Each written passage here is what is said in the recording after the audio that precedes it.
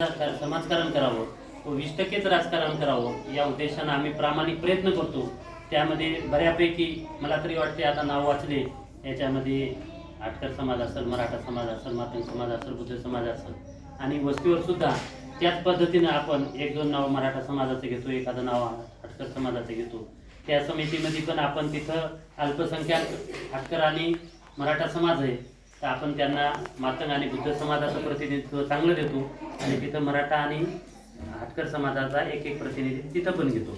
इथं आपण मातंग समाज आणि बुद्ध समाजाचं काही घेण्याचा प्रयत्न करतो, त्याच्यामध्ये पण कोणी वंचित राहू नये या उद्देशाने आपण प्रत्येकाचं नाव घेतो। आता याचा सर येतात सर बसतात सरला उद्देश हेच असते किंवा सगळ्याला प्रामाणिक प्रतिनिधित्व शाळेमध्ये मिळायला पाहिजे। शाळे व्यवस्थापन समितीमध्ये आता सर आले त्या टायमापासून आपल्या समितीचं मला तरी वाटते काही काम पडत नाही, कारण सर जे सांभाळतं ते एक खरंच नुसती शाळा सांभाळत नाही तर एक जिल्ह्यामध्ये एक तर महाराष्ट्रामध्ये प्रत्येक जागी सरांचं नाव आहे, या नावानुरूप काम करतं।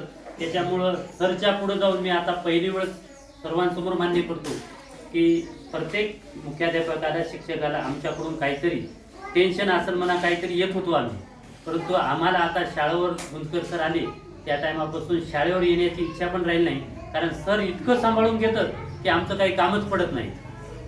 इतकं चांगलं सांभाळल्याच्या नंतर, एवढं चांगलं शिक्षण दिल्याच्या नंतर गावकऱ्यांच्या थोड्याफार काहीतरी असतात थोड्या किंवा सर असं आहे सरकडून हे होत नाही, पण सरकडून जे 100% मिळते त्याच्यामध्ये एखादा विषय कमी जास्त झाला तर गावकऱ्याला मी हात जोडून विनंती करतो की सरांचं कुठं काही कमी जास्त झालं तरी आपण थोडं ॲडजस्ट करावं। कारण आता इथला विद्यार्थी, आता माझ्या मुलांचं सरनं नाव सांगितलं, कारण आपण मराठी मीडियम मधला इथून मराठी मीडियम मधून सेमी इंग्लिश मध्ये आपण परभणीला मुलगा टाकला आणि परभणीहून पुन्हा इंग्लिश मीडियम मध्ये टाकला तरी पण बऱ्यापैकी ठीक राहिला।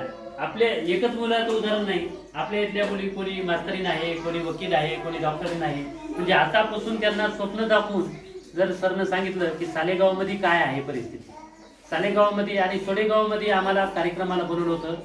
125 लोकांचा भूमिपुत्राचा सत्कार करण्यात आला।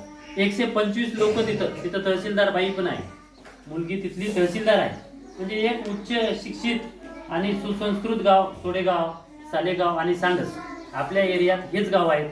आपलं गाव किती पाठीमागे याचा जर उल्लेख जर केला तर आपल्या इथे जास्तीत जास्त 5 नाही 7 सर्व्हिसला आता लागले आणि ते बी क्लास 3 मध्ये, क्लास 2 मध्ये आतापर्यंत आपण गेलेलो नाही, क्लास 1 लोक झालेले आहेत। त्याच्यामुळं आपण शिक्षणामध्ये कुठंतरी सरचं काही जरी झालं असेल कमी जास्त तरी ते ॲडजस्ट करून सर कसे शिकवतात, मुलांचं आज अक्षर कसं आहे, मुलांना शिक्षण कसं मिळते याचा आपण आनंद व्यक्त करावा। हे छोटे मोठे विषय असतात, एक समिती आहे, एक फॉर्मॅलिटी असते आणि ती फॉर्मॅलिटी म्हणून आम्ही बघतो, परंतु प्रयत्न आम्ही प्रामाणिकच ठेवतो, त्याच्यामध्ये आम्ही राजकारण तीळ मात्र आणण्याचा प्रयत्न करीत नाही। त्याच्यामुळं एक तर प्रत्येक विषयात इकडून कोणी सदस्य झालेले असते, कोणी ग्रामपंचायत सदस्य झालेले असते, त्या कारणानं एक तर यायच्या गल्लीमध्ये कोणी बऱ्यापैकी राहत नाही म्हणून एक प्रतिनिधित्व त्यांना दिलं। एक सांगण्याचा उद्देश हेच आहे की प्रत्येक विषयामध्ये आपल्याला सगळ्यांना प्रतिनिधित्व मिळावं हे आमचा प्रामाणिक उद्देश ठेवतो आम्ही आणि त्याच्यानंतर काम करतो। तरी मी सर्वांना आणखी विनंती करतो, एक गुंजकर सर एक चांगलं शिकवतं, माझी सर्वांच्या समोर एक मागणी आहे की आपल्या मुलाला कळमनुरीमध्ये गेल्याच्या नंतर, हिंगोलीमध्ये गेल्याच्या नंतर बऱ्यापैकी आपली फीस आहे, प्रत्येक विद्यार्थ्याला जवळपास 50 ते 1 लाख रुपयापर्यंत आपणाला बाहेर ठेवलं तर शिकवायला लागतं, पहिली दुसरी तिसरी चौथीच्या विद्यार्थ्यांना पण। परंतु प्रत्येकाला मी त्यावेळेस पण विनंती केली, थोडीफार वर्गणी झाली होती, आपल्याला काही घ्यायचं नाही सर, आज खिशातून तुमचे पेपर आणायले तर त्याच्याऐवजी आपण 1-1 हजार रुपये द्यावं अशी मी माझ्याकडून विनंती करतो। पटले तर द्या, नाही पटले तर नाही दिले तरी चालतं, परंतु या विद्यार्थ्यांसाठी आपण जर 1 हजार रुपये दिले ही काही जास्त नाही, जी वर्गणी आपण सरांना दिली ती कुठेही जाणार नाही, तुमच्या मुलांच्या कागदपत्रासाठी पेन वयासाठीच येतात।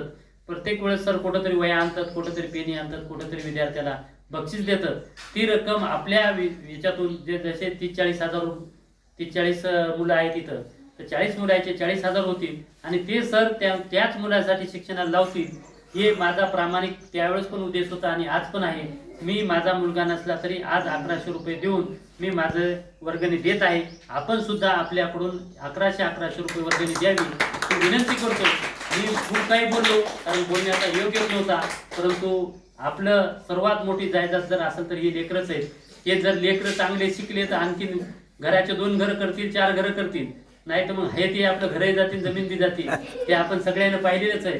त्याच्यामुळं शिकवण्याचा आपला ताकदीचा प्रयत्न करावा आणि विनंती करतो की 1111 रुपये वर्गणी ही सर्वांना द्यावी, कोणाकडे द्यायची गरज नाही. आपण आपली वर्गणी जर दिली तर ती आपल्या मुलाच्या कामी येईल. एवढंच बोलतो आणि मी माझे 2 शब्द संपवतो. जय हिंद, जय महाराष्ट्र.